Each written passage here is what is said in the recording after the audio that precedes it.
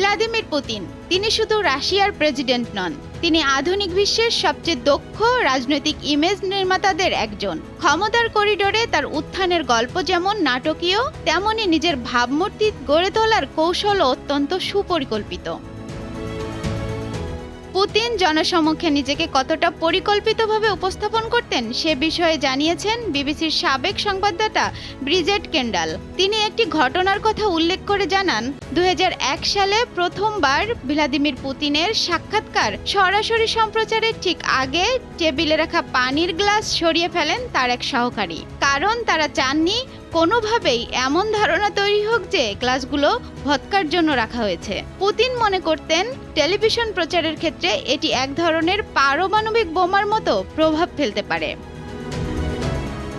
সাবেক সোভিয়েত ইউনিয়নের প্রধান জাতীয় নিরাপত্তা সংস্থা কেজিবির সাবেক এই কর্মকর্তা একসময় ছিলেন প্রচার বিমুখ ও নীরব স্বভাবের মানুষ, কিন্তু প্রেসিডেন্ট হওয়ার পর ধীরে ধীরে তিনি নিজেকে শক্তিশালী, কর্মক্ষম ও দৃঢ়চেতা নেতার প্রতীক হিসেবে প্রতিষ্ঠা করেন। তাকে কখনো দেখা গেছে যুদ্ধবিমান চালাতে, কখনো জুডোর মাঠে প্রতিপক্ষকে পরাস্ত করতে, আবার কখনো দেখা গেছে খালি গায়ে ঘোড়ায় চড়তে।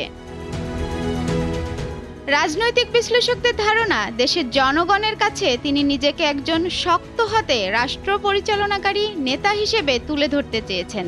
একই সঙ্গে আন্তর্জাতিক অঙ্গনেও এই বার্তা দিতে চেয়েছেন, সোভিয়েত ইউনিয়নের পতনের পর দুর্বল হয়ে পড়া রাশিয়া আবারও শক্তিশালী হয়ে উঠছে। তবে সময়ের সঙ্গে পুতিনের সেই ইমেজও বদলেছে।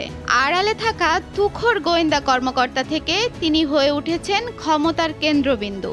এক সময় যিনি পেছনের সারিতে দাঁড়িয়ে ছবি তুলতেন, ক্যামেরার দিকে তাকানোও এড়িয়ে চলতেন, তিনি পরবর্তীতে টাইম সাময়িকীর বর্ষসেরা ব্যক্তি হিসেবে এমন ভঙ্গিতে ছবি তোলেন যেখানে তাকে দেখে মনে হয়েছিল তিনি যেন সিংহাসনে বসা কোনো জার বা ভয়ঙ্কর মাফিয়া প্রধান।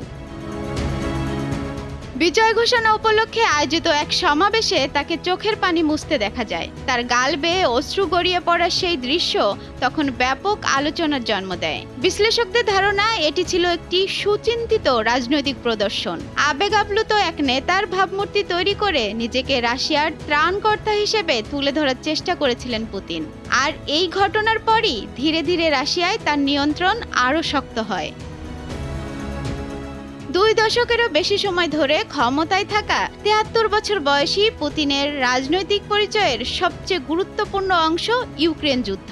সমর্থকদের কাছে তিনি এখনো শক্তিশালী নেতা, কিন্তু সমালোচকদের মতে তিনি এমন এক ক্ষমতার কাঠামো তৈরি করেছেন যার ভার এখন তার নিজের কাঁধেই সবচেয়ে বেশি।